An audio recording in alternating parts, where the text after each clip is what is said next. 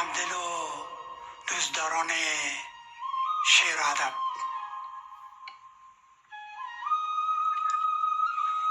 به نام مولوی قصیده غزل دارم از قلم محترم فقیر احمد عزیزی غزنوی که خدمتتان بهانش میگیرم. به نام ایزد بی مثل و انباز، نمایم خامه را با نام دمساز. خداونده که آدم سایه اوست، وجود هر دو عالم آیه اوست.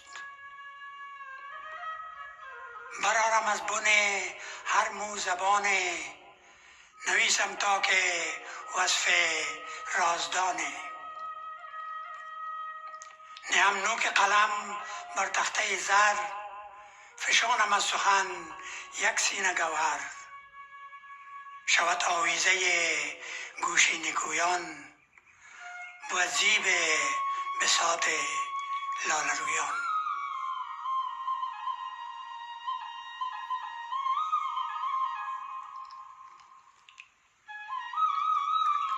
نمی گنجم به خویش از شدت شوق، به یاد مولوی از کثرت ذوق. به مولانای بلخ از من دروده، که امروز است از وی یاد بوده. سلام ای حضرت مولای عالم، سلام ای رهبر والای آدم. سلام ای زبده شور و مقالات، سلام ای رازدان سر و حالات. بخوانم مثنوی را همچو قرآن، به لفظ پارسی در بزم عرفان.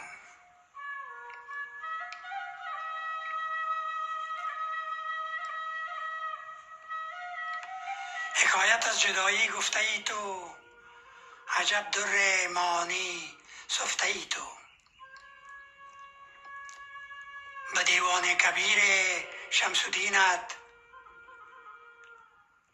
به جسم و جان و عشق آتشینت، به اسرار و سماع و وجد و حالت، به ذوق و شوق و رقص باوصالت. سلام ای عارف فرزانه شرق، به دریای کلامت عقلها غرق. کند از راه حرمت مهر تابان، طواف آستانت صبحگاهان.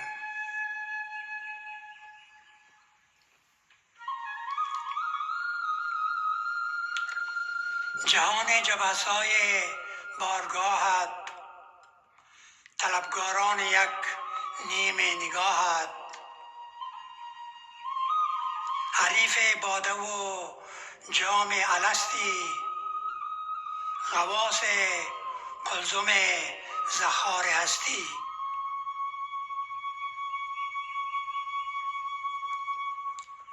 برفتان سوتر از سو موکب تو،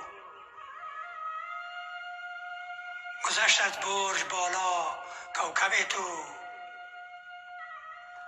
نه در قید نشانی تو نه از نام، از این هر دو صفت بالاترت گام. چنان از باده توحید مستی، که بازار ریا یک سر شکستی.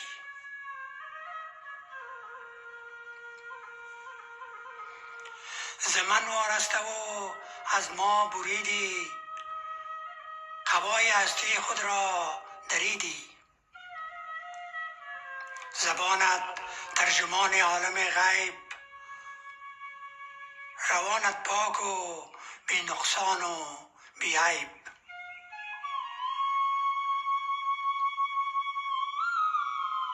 دهانت درفشان گوهر بکر، زبانت پاسبان عرصه ذکر. تو را باشد غنای فقر در خور، تو را باشد غنای فقر در خور، که داری حلقه تجرید در بر.